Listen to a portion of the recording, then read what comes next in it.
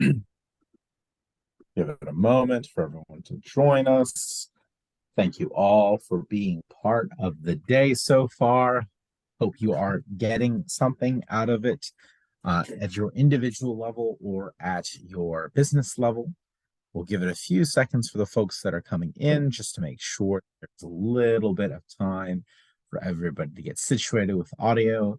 Zoom webinars is a good platform, but there are hiccups every now and then. So I hope you are acclimating okay. So today's session, Understanding Unit Economics, probably not the most glamorous title on the planet. I can definitely say that. But it is something that is critical to the success of a business. And it is something that we have seen examined at multiple different levels of growth, multiple levels of funding. We've seen it across like startups that are going down the tech landscape route versus entrepreneurs who work at the local level. Variety of audiences are honestly desperately in need of this key topic. And yet the branding for it really is just not so great, is it? So while we're thinking about this, hopefully we can turn a product that is not terribly glamorous in terms of its nomenclature into something that is something useful for you. Hopefully a piece of knowledge that you'll be able to find as beneficial for how you think about your business. This session will be a little gritty in the sense that we will actually whip out a couple spreadsheets and try to talk through a thought process around how do we understand the financials of our business at a unit level. And that unit level construct honestly is as simple as it sounds. I think unit economics as a phrase just makes it seem like it's a sophisticated idea, when in reality it's actually a very straightforward topic. It is fundamentally built on the idea that every single individual unit level, right? That can be a service, that can be a product. How does that one thing that you're selling contribute to the bottom line of your business, right? How does it actually drive towards a concrete change in how you do business? So what does that mean? In the example on the right, you can see two types of businesses. One's a shipping company, one's a retail business, right? What we're looking at understanding is the performance of each one of those images. So if you're a retail company, how is the performance of one store? But is that the individual level? That is a individual unit level, but it's probably not the most minute level that you can get to, right? In a store, you could probably get down to the SKU, right? Are chocolate bonbons doing better than vanilla bonbons, right? How are vanilla bonbons contributing to my performance as a company? Versus in a shipping company, the performance of one boat versus another boat, or one shipping container versus two big jumbo non-traditional shipping containers. Is there a difference between that and how it affects the bottom line of this business? Probably, possibly. You never know, right? This is an ongoing evolution, and it's something that we need to understand as the managers of our business. If we want to succeed, we need to know how each part contributes to the grand scheme of success, right?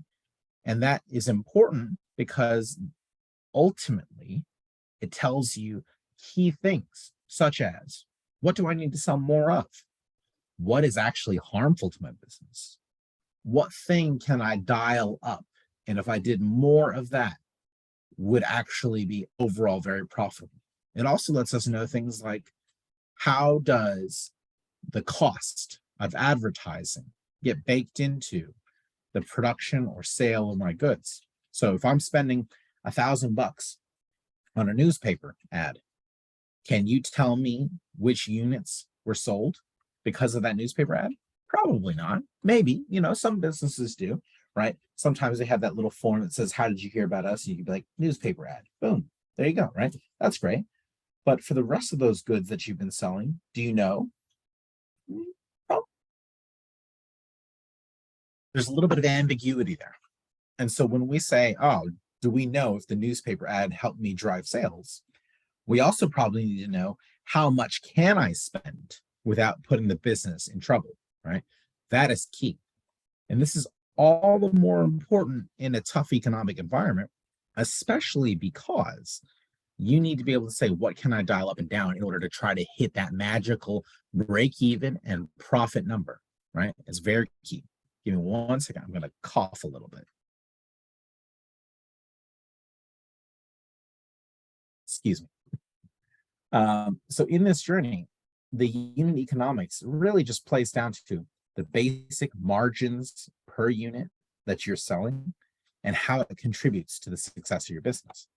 Now, earlier today, we talked about margin briefly in the cash management practice in crisis. We're going to go into a little bit more concrete numbers this afternoon. So taking a look here, next slide, click, there we go. We have the basic profit margin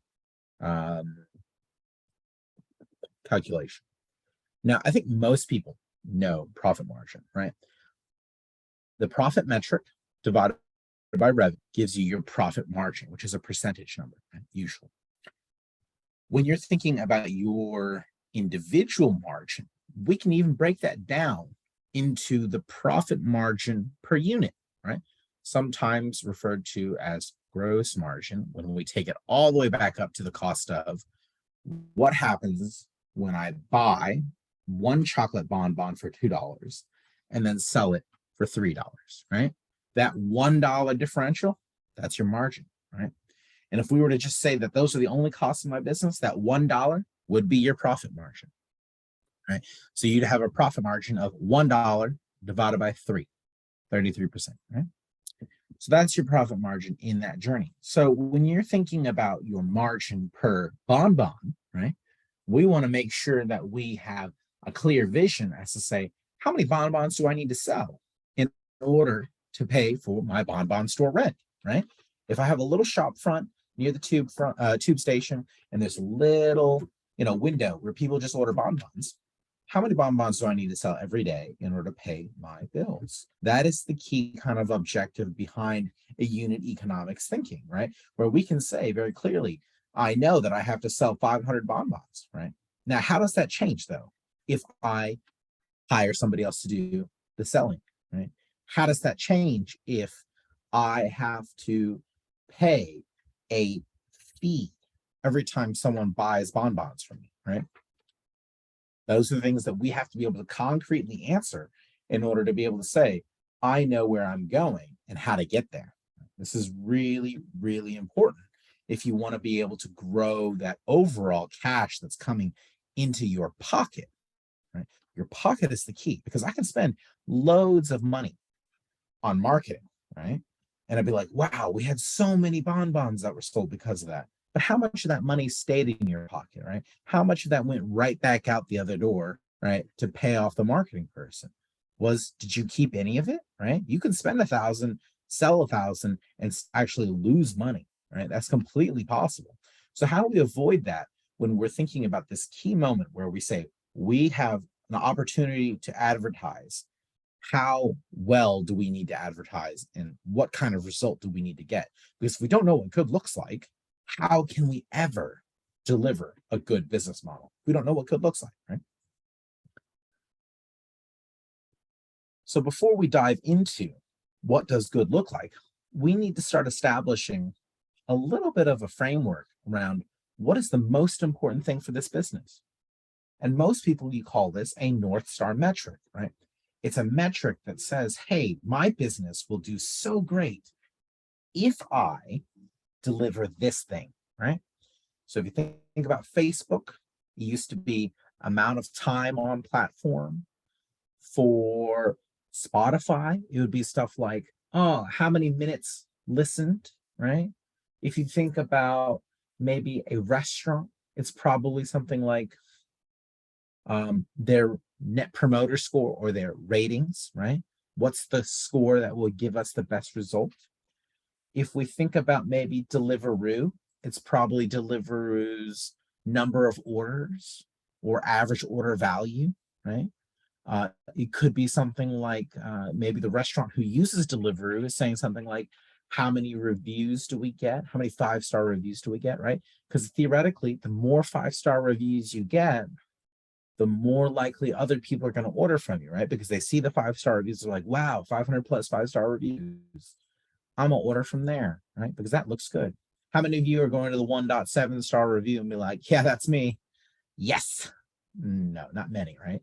So when you're thinking about how do we get to that deliverable or that number that is really important for us, we need to set an end destination. So we need to ask ourselves, using these 8 steps, and you can actually check out the full link up at the top, Grow with Ward. I have read this site several times because I think it is a really great breakdown to refresh and constantly be reviewing what is the objective that we seek to deliver. So when do your customers reach that end result? What makes them happy, right? Does this apply to all of our customers? Right? For Spotify, it's very obvious and very easy, right? They say, oh, how many minutes listened, right? If everybody's listening to minutes and there's more minutes listened to, that means people like what they're listening to, right? So therefore, more minutes, right? So that's one thing. Another thing could be something like questions asked on platforms. So think about maybe like the Ask Wiki pages or the Ask Jeeves or any of the other Ask pages, right? Where you could ask questions and get answers. Their North Star metric was how many questions can we get on the platform? Right? That way we can see how many people are asking questions and really engage in that process. And then we have to ask ourselves, is that moment measurable? Can we actually see people doing something and get a result from that, right? Maybe for some people, it's number of people through the door, right? The more people get through the door, the better off it is. Probably not the case, simply because more people through the door doesn't result in like a transaction, right? You want transactions, right? You want things that actually require a commitment. Now, if your business is built on people just walking through and that's it, right? Then that is your transaction, possibly, right? Maybe that's the moment. How do you measure that? On what frequency? So are we measuring this on a daily, weekly, monthly basis? Do external factors have minimal impact, right? Is this something that you can control, in other words, right? Are you able to influence this? Because if it's somebody else that's influencing it, like, why are you measuring your success of your business off of what other people control, right? If that's the case, then you're pretty much beholden to them anyway. So why are you doing this, right? If you can't control the dynamics of your business, you're going to be in a tough place, quite honestly, right? Like, this is not going to be an easy one to navigate. Is the North Star metric tied to your business growth? So if more people do something, should that result in your success, right? So more time listened to on Spotify obviously results in more ad revenue, right? Because they are able to say not ad revenue, royalties. More artists are able to say very clearly, I see people listen to my music, and therefore people are being paid because people are listening to the music, right?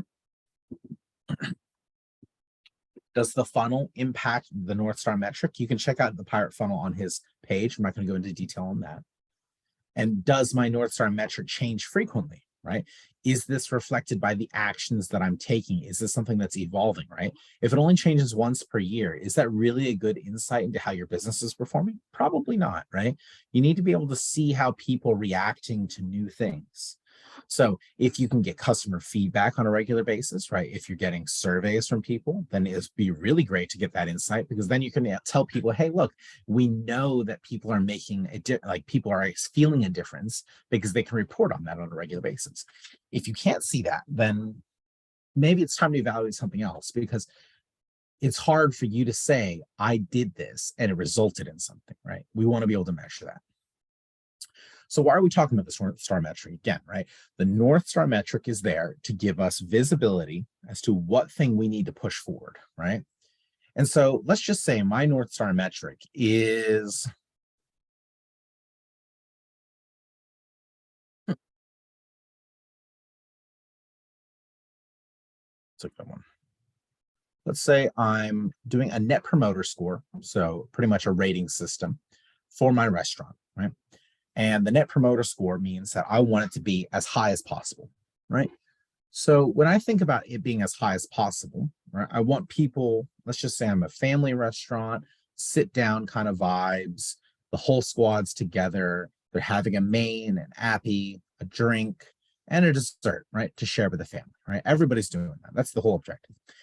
In that journey, we want to achieve a net promoter score that's pretty high, right? Because we want people to be ordering as many dishes as possible, right? If they're enjoying the meal, they're more likely to order more things, right? That's the concept that we're running with. And so when I think about my North Star metric, I want to understand how does that performance that affects my bottom line, right? If I assume that in a perfect world, everybody orders one appetizer, one main, and one dessert, what does that do to my bottom line? How does that impact my financial position? The higher reviews that we should have, the more likely we should be able to see, the full stack meal. We'll just call it the full Monty in this situation, right? We want them to order the whole meal deal and leave with some happiness, right? So what does that do for my bottom line? And that's the question of unit economics, right? Knowing how a positive review and a positive score results in people purchasing food, and then how does that impact my bank account? Because if we don't know how it impacts our bank account, then how can we speak confidently to the idea that selling more food is actually profitable?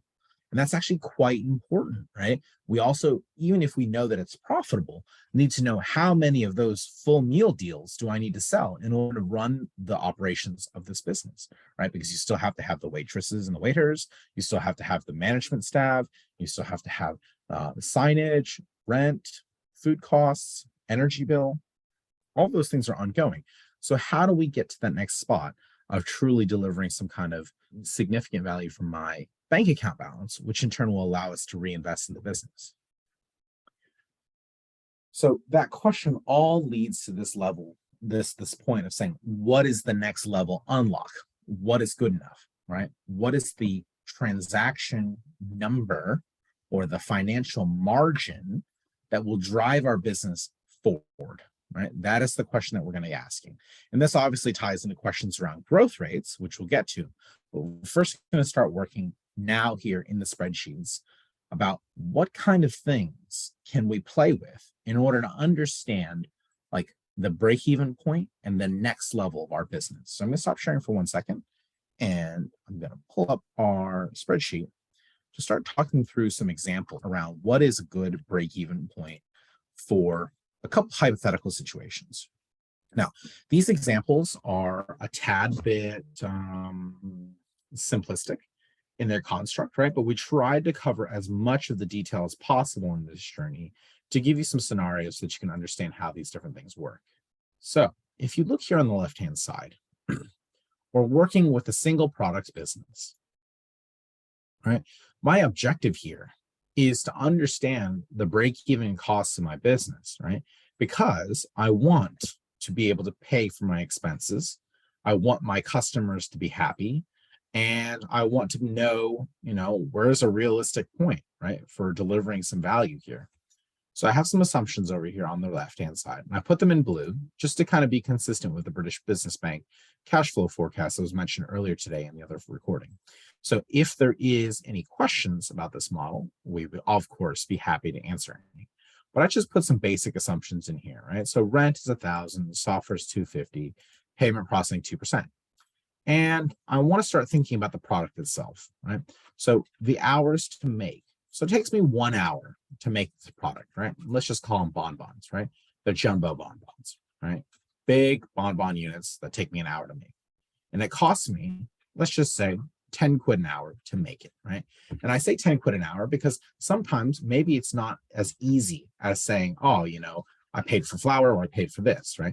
So I picked a number as it relates to my staff time, right? So if I were to pay someone else to do it, what would I be paying them, right? For some, it's 10 quid. For others, it's 12 quid. Just depends on the service, right? But in this example, I'm doing 10, right? So for this mega bonbon that takes an hour, I'm charging 20 quid, right? And so therefore, I know that my margin is going to be 10, right? Because it's the cost of making it and the taken away from the cost of, the price of selling. Now, I also did a little thing here and I added a payment processing fee just because Why not, right? I incorporate a little bit of a different kind of perspective into different things. So now I know that on every single unit of that mega bonbon that I'm selling, I'm getting £9.60 back, right? And that's the money that I'm keeping for the pocket. Now, unfortunately, my pocket still has to pay my salary and overhead, right? And I'm a very highly paid bonbon maker. I've decided that I'm going to pay myself £4,000 a month, right? Because I believe my bonbons are great, right?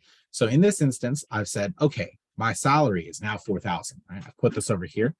And so now I have a total overhead here of my rent and my software, which is 1,250 in total, plus my salary to give me a total operating cost of £5,250. That is a lot of money for a bonbon stall, right? This also tells me that I need to sell 547 bonbons that month. How did I get to that? I took my margin post fees, right? And I said, okay, my operating cost is 5,250. How many times does my operating cost need to be covered by selling bonbons, right? So we're trying to figure out how many times is my £9.60 going to £5,250. A very simplistic exercise that can be done to establish a break-even point. But this is very important, right? Now we know our unit economics tell us a lot of things. We also know here that this £9.60 is a profit margin of 48%. That's a pretty good number, honestly, right? You know, that's not a bad gig. If you can sell a bonbon for 48%, that's pretty good. So you're sitting here with some knowledge now to your unit economics, knowing that £9.60 contributes to your operating cost every single time you sell a single bonbon, right? That's pretty powerful information because now you know certain things, right? Now you know the ability for you to spend on marketing. So let's just say I'm spending on marketing, right? I really want to sell as many bonbons as possible, but I need to know how much I can spend. Well, actually, you've got the answer right here. £9.60 is how much you could spend without losing money, right? But then you have to ask the question, well, if I get up to £9.60, how am I going to cover the operating costs, right?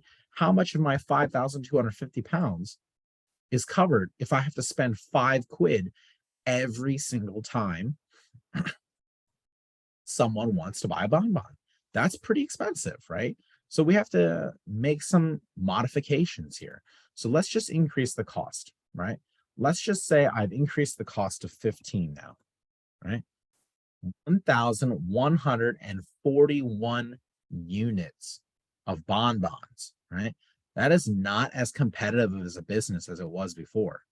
If I'm spending £5 extra in my cost, right? There you go.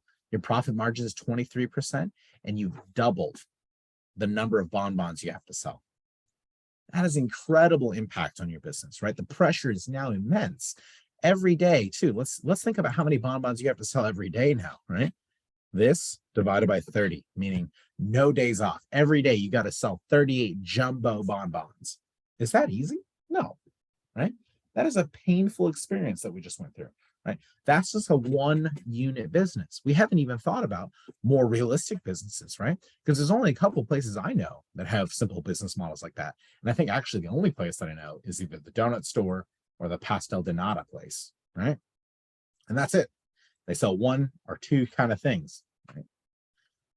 But that's not a practical business for the most of us. So we have to start asking questions around what does a realistic business model look like? And this is where we scroll over to the right.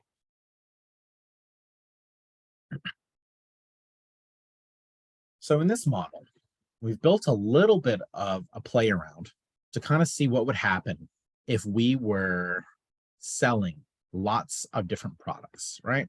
So I've got 50 here for my price. I've got 70 here for my price, 79 for my price.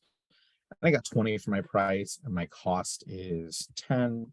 My product cost is 30. These are all made up, so no pressure to ask where do the numbers come from, right? I just am making them up, and I'm going to give you this tool to play with later so that if you want to do some experimentation, you could fiddle with it. What I've built here is a nifty little tool to quickly just give us a general gist of how many units we need to be selling when we have multiple product lines, right? So in this instance, I've said that product A is the majority of my sales at 33%, right? Whereas everything else is only 17%. You can see the prices vary significantly, with margins going from 50% to 68%. That nuance has a big difference on your break-even point, right? Because each item sells for a different thing. So when thinking through the average costs, right, this is a non-weighted average. That's just me adding it up and then dividing it by 5 because there are 5 product lines. That average number tells me that I need to be selling 112, right? The average margin of 47 pounds per unit. Slightly different, I think, and I can tell you why. Because the average over here is right here, average of 73 quid, right? That's the average of all prices. The average of all cost is here. The average margin is here, 47.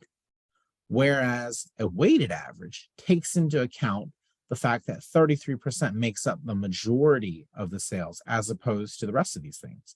They're not equally split, right? We're clearly selling more of this. And let's manipulate it a little bit more and put this up to 15.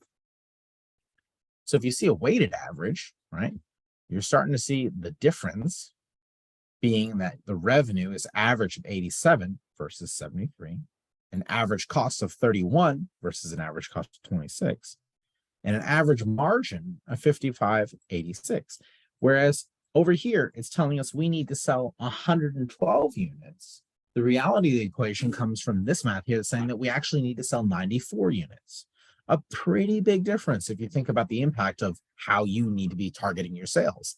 Now, what happens if we really start messing with these things, right?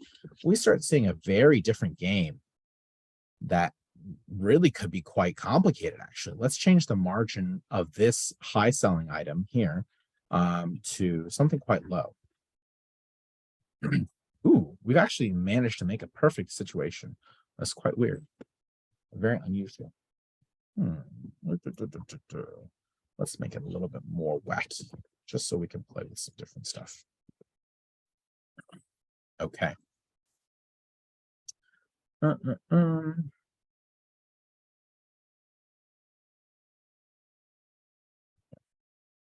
Wow, I keep making this perfect magical situation. It's incredible. I rarely get so lucky. There we go. Let's do with that. In this circumstance, I've created a bunch of variations, right?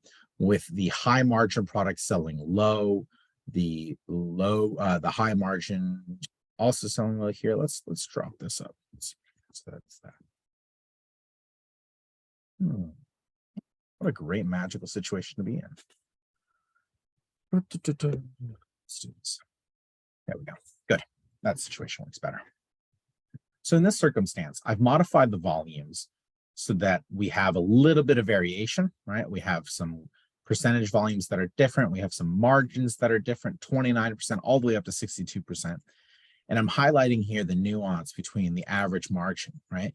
If we're thinking that every average thing under a non-weighted average situation, meaning we're just doing back of the packet math and not doing anything to double check like how much it really compares to my weighting, you'll discover that actually your margin is off by 5 quid roughly per transaction, right? That's significant because if you were to spend 5 quid on advertising per unit, which is probably a little bit low, honestly, if you were to spend 5 quid on average per unit, you'd be at a situation where the math making a significant difference, right? If I said I was going to spend 5 quid on a product, like on Facebook, for instance, earlier Hazel was talking about digital marketing, that if you wanted to pay per click and that click was 5 quid, well, that difference, the margin that you were putting in your pocket because you thought it was 32 has vanished, right? You don't have that difference anymore. So it's very important to make sure that you know the nuance there, because that could be the difference between 140 units versus 160 units. Your objectives for the day will be very challenging or very different based on your level of understanding of cost. And if you don't have a clear understanding of your cost structure, then you could really be in a tough pickle, right? So that's why we have this weighted average technique. because it gives you a much more accurate assessment of your average costs as it relates to selling goods. Now, it's not going to be perfect, right? The best way to do it in terms of perfection would be to make sure that you have, a good POS system that's telling you how much time you're spending on things. If you're a service-based business, I'll talk to you a little bit next about a service-based kind of model, because there are different ways that you track this kind of information, and there are free tools to help you do that as well. But this is just to highlight the nuance between what happens when you have rough information versus accurate information, right? It moves the the objective, right, for you in a significant way. And it's something that you should be keeping on the top of your mind when you're thinking about how much do I need to sell today in order to pay the bills. So moving on into the service-based industry. So for those of you who might be consultants or advisors and you're costing out your time and you really want to make sure that you're getting a good representation of your time, I've made an example here with a couple single employee and a multiple employee kind of model to kind of help you think about this, right? So think about it maybe from the standpoint of maybe you're an agency, right? And your costing model is around time, and that's pretty much all you do, right? You charge on an hourly or daily basis, and that's it, flat fee, right? Simple business model, not entirely representative, but somewhat representative. Of course, you still include your software, right? I got my stuff right here. I got a little money put into advertising myself. Maybe I have a proprietary model that I'm paying a license fee for, rent, and then software, right? And my salary, I'm paying myself a little bit less than my extravagant bonbon life, and I'm paying myself 2,000 quid. But as you can see here, this creates a fairly sizable chunk of cash that I need to be forking out. This is a pretty expensive burn if I don't have any incoming money, right? 6,250 quid. That's a lot. So what does that mean? Well, if it only takes my time, right, and I'm charging a day rate of 500, how many days do I need to work, right? Applying the same principles that we talked about before when we say, how much is my break-even point? I take this 500 and then I figure out 6,250 divided by that 500, 12.5 working days. Well, okay, cool, 12.5 working days, right? Let's just say that there are other days in the month where I am only working for, let's just say 4 or 5 days a week, right? And we change that number. So let's just say I'm working 20 working days in the month, so I'm working 5 days a week. That leaves me with 7.5 days to find customers in those 12.5 working days, right? Pretty key, because now we know what that room for error is, that if you get to halfway through the month and you've worked no days in terms of getting sales, we have a very clear gap, right? We have already missed our break-even requirement for the month. So it's quite important that we know in a service-based business that if it's just me, what do I need to be targeting in terms of working days in order to achieve that level of success that pays the bills, right? Now, obviously, this can change. Let's just say you're a service-based business and maybe you're able to contract out work, right? And you don't actually need to be there. Multiple employees. So I've got me and Timmy. We're both employees, right? Same assumptions from before. I've just said 2 employees. Here's my total cost. Here's my day rates, right? Well, the break-even point is a little bit higher now, right? Because now I'm paying for somebody else. But the reality of it is that you should also have expanded capacity, theoretically. Now, early days, you probably won't, right? Training somebody up is often expensive and painful and a little bit slow, right? Just because people take time to adapt, right? They need to get into gear. They need to feel comfortable in the system. And some people will hit the ground running and other people won't, right? Obviously, early stage entrepreneurs who are working in a situation, you really want to find people who have that grit that can handle that first kind of uncertainty. So when you're thinking about the total monthly working days, you know then that it's 20 working days in the whole month, right? 4 times 5, and then the number of employees, so times 2. That gives you 40 working days in the whole month. And now you have 24 days of admin and / sales time in order to close 15.5 working days. Well, that's really good, right? That gives you an idea of how much time you then have for vacation. It's actually possible that you may go on holiday for 4.5 days and you'll still have 20 working days per month, right? And that's total time. That's just not just your time. That's the entirety of the team. Now, obviously, reality is a little bit different, right? Very often, sales cycles don't work as fast as you want them to. So that's why you have the sales time in here, right? So that you can have some buffer. But you need to start tweaking the model to figure out what is that basic calculation that tells me how much money I'm going to get. Now, if there's a cost of delivery, right, that it costs me 100 quid every time I work a day away, you can see how that changes, right? So maybe you have to pay for travel fare. Maybe you need to pay for equipment every single time, right? There's no way around it. Let's just say you're a designer that goes into a place and you have a one-time art thing that you're doing each time that you go in and it costs you 100 quid. Now you can see how that margin changes and affects your working day, right? We went from 15 working days to 1935 in terms of break-even working days, right? That unit economics is there at play, letting you know how much do you have to be working here, how much do you need to be driving to, and in what time frame do you have to deliver that, right? So it's both something that can apply in a service-based business as well as a product-based business. They are not exclusive, right? You can definitely utilize break-even calculations in this practice to help give you an idea of what are you driving to. And it's important that you know what that number is simply because it sets a sales goal for you, right? If you're early stage and you got a team, they need to be knowing what that number is as well, right? Because if you don't measure it, it doesn't matter, right? So you always have a number or objective that gives people some kind of clarity as to what number they need to be delivering towards in terms of financials, as well as possibly other things. So if you're going through this process and you know that you need a certain number of web traffic, right? Your objective should be to set that target and then work towards it. If you're able to say here through these unit calculations, I know that I need 20 days working, well, then you have a very clear objective for the team to deliver to, right? And that gives you very good certainty as to say, okay, is that practical or is that not practical? That's something that only you will be able to know, right? If you go 1 month and you discover, oh my gosh, my 20 working days is a poor assessment right here. This yellow highlighted one is a poor assessment for how much time it takes to sell. Well, that makes a big difference because if it's far too short, then you need to be redoing your math. Do we need to increase our price? Do we need to think about changing our cost structure? Do we need to pay for more marketing, less marketing? Because now you see here very clearly on the screen, what things are you controlling and what things are you not controlling?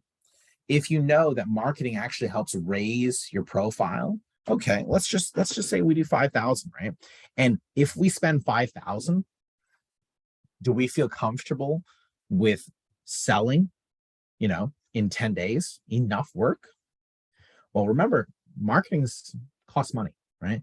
So your break even is going to change. And as you can see here, it's now 29 working days to pay this bill.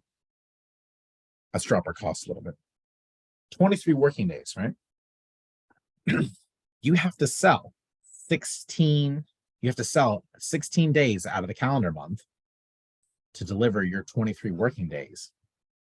And that marketing has to be working effectively for you to make the most of those 16 days, right? Pretty serious situation to be in. So when you're playing with these different assumptions, it gives you some insights as to what things work and don't work. And then here's the back of the packet model that I've actually created. If you were just to do a you, yourself, and I kind of days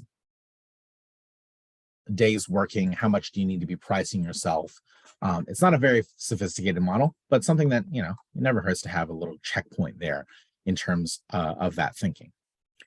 So with these two examples, right, we've, 4 examples really, products and services, we cover a variety of different calculations, and they're all fundamentally break-even calculations, but they drive towards the fundamental principle of understanding your margin per unit, right? In the case of products, in the case of multiple products, and then in the case of services. What happens if it's me? What happens if it's other people selling, right? If you can't speak confidently to this, this is the moment to sit down and say, I need to reflect a little bit on how much each thing contributes to my bottom line. And I'll give you an example. So when you're thinking about let's just say you're a food-based business, one of the food-based businesses that I worked in before we identified a high margin product with low cost, right? And we said, okay, well, let's focus on selling more of these every single time we have customers come in, right? So we were able to push this item to the wait staff and say, hey, can y'all mention this every single time someone sits down? That's all we did, right? Can you mention this every single time a customer sits down? Would you like X item, right? We know that that's a high margin item for us.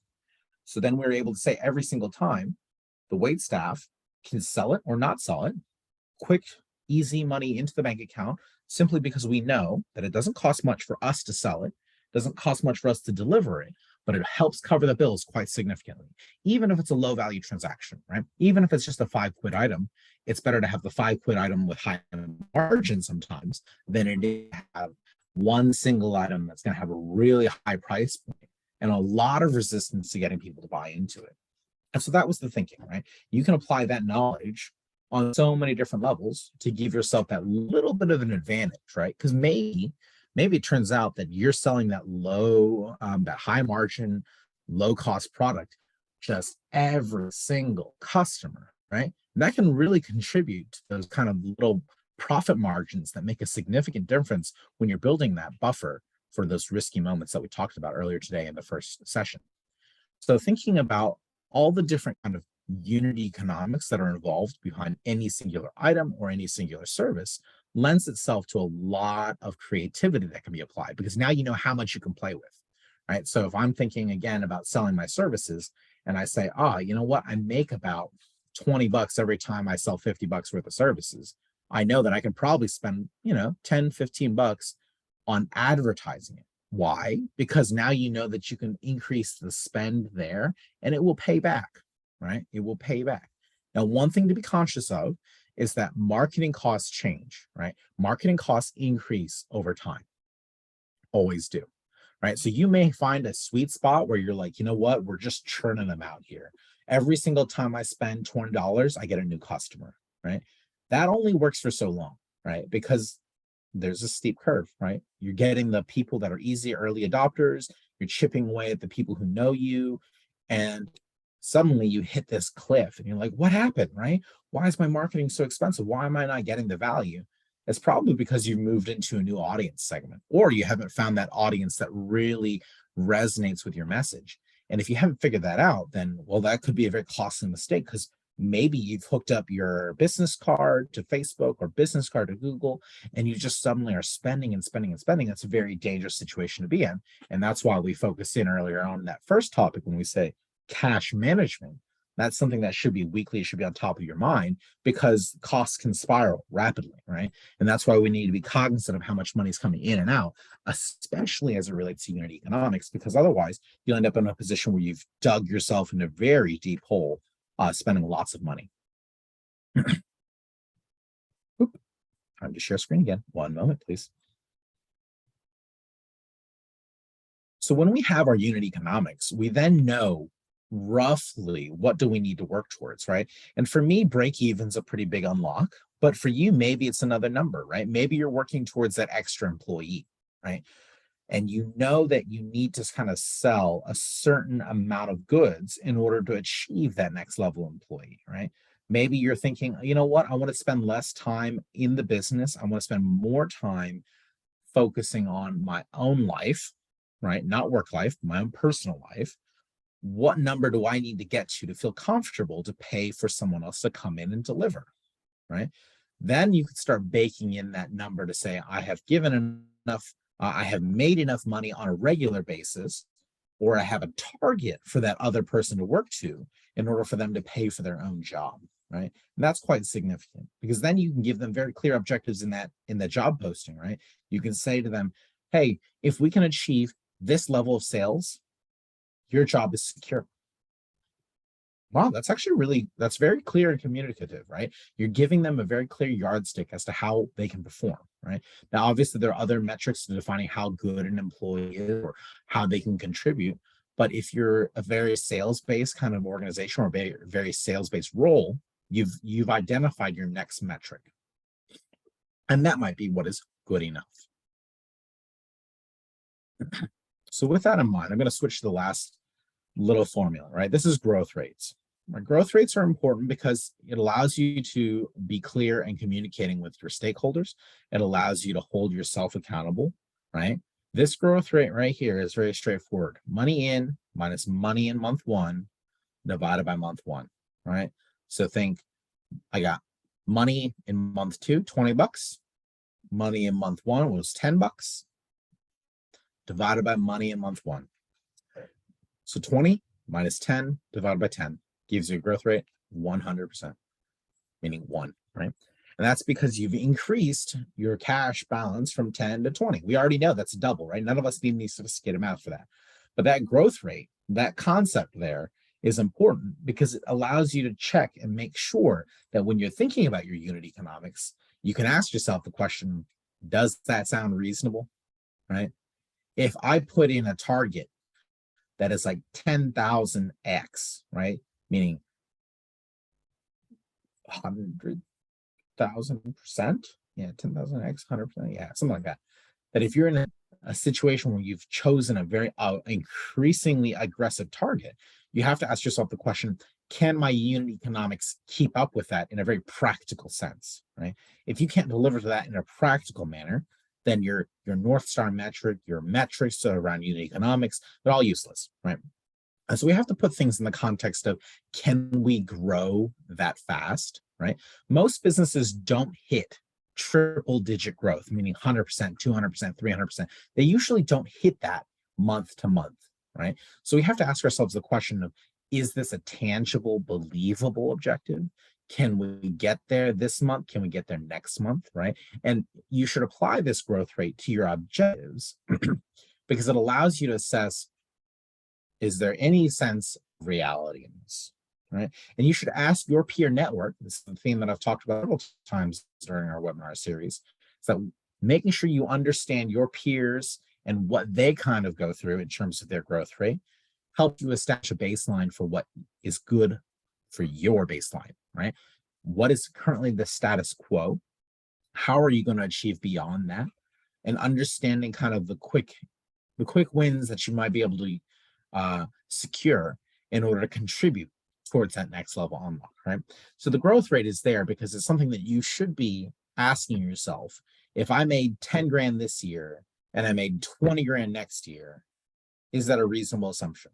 Well, it could be on a month-to-month basis, but it also could be crazy if you tell me 10,000 to 20,000 and I'm just going to work 1 month of the year. Well, it's like, all right, maybe not, right? But it could be a month-on-month basis, but you have to explain that, right? You have to be able to say concretely, how many units am I selling to get to that point? How many hours of service am I rendering to get to that point? So when we can clearly say these things, then you're in a position where you can say comfortably to anybody, right? Including the bank, including friends and families, investors, loans, anybody. You can say very clearly to these people, I know how to get to the next level. This is the growth rate that I'm going to hit. And this is what I'm going to do in order to make this work for all of us, right? And that's very important, right? I cannot emphasize this enough, that being able to communicate this story to other people really enables you to achieve more because you have people who are backing your objectives and can understand the end destination. It's really nice to be able to say, oh, you know what, we're going to grow really fast. Oh, yeah, that's cool, right? But that doesn't really give us the kind of the deliverable that's needed when we come down to the questions around how can I be involved in this journey with you, right? So making sure that you're communicating effectively and sharing that knowledge with other people allows you as the entrepreneur to build a resource bank of people who want to be part of that journey. So when you're thinking about communicating your unit economics, or when you're thinking about communicating growth, being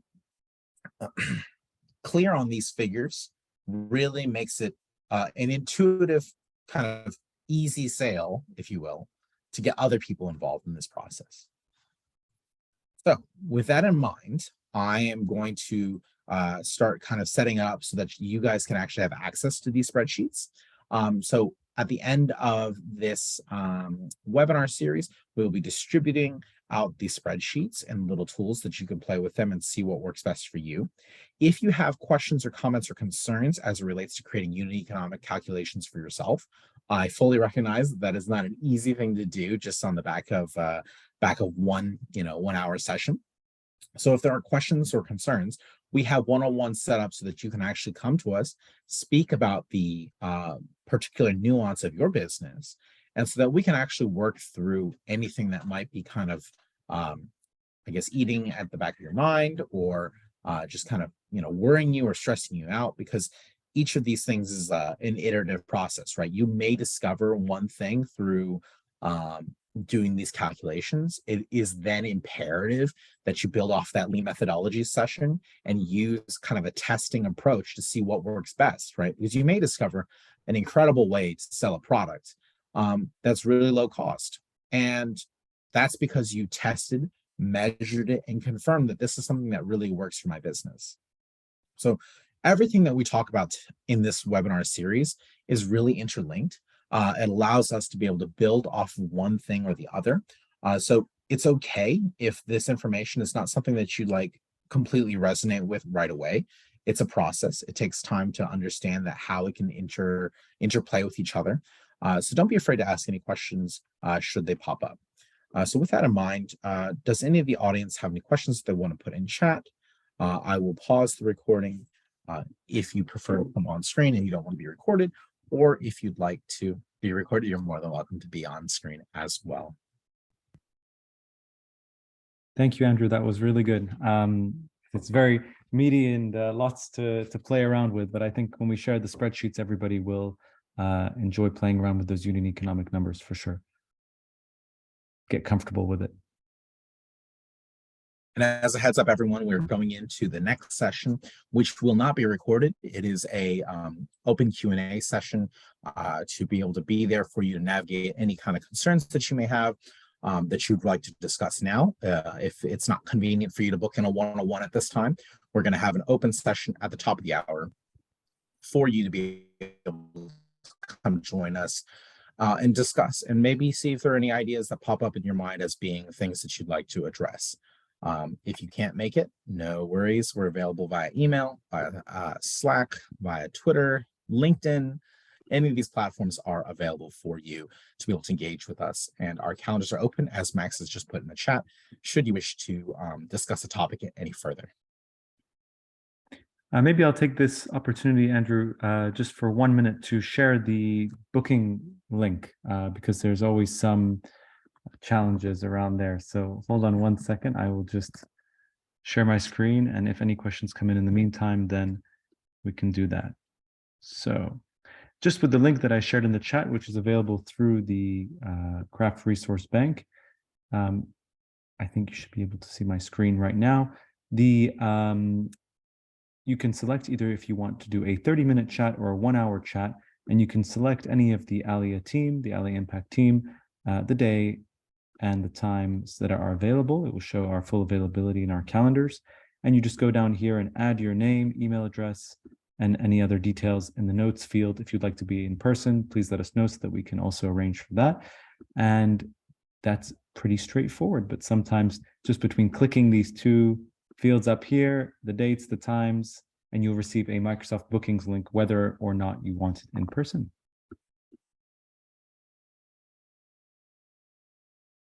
Excellent. Good deal. Alrighty, folks. Well, I hope you have a magnificent day, and we look forward to being able to working with you directly as it relates to the various topics. We know it's a lot to consume, so if there are any other further questions, please, you know where to reach out to us. We hope you have an amazing day, and let us know if there are any feedback or tips that you can give to us as to the format of this content. As a reminder, it is recorded, so we will distribute this information to you via a link so that you have everything to hand in one nice, clean location.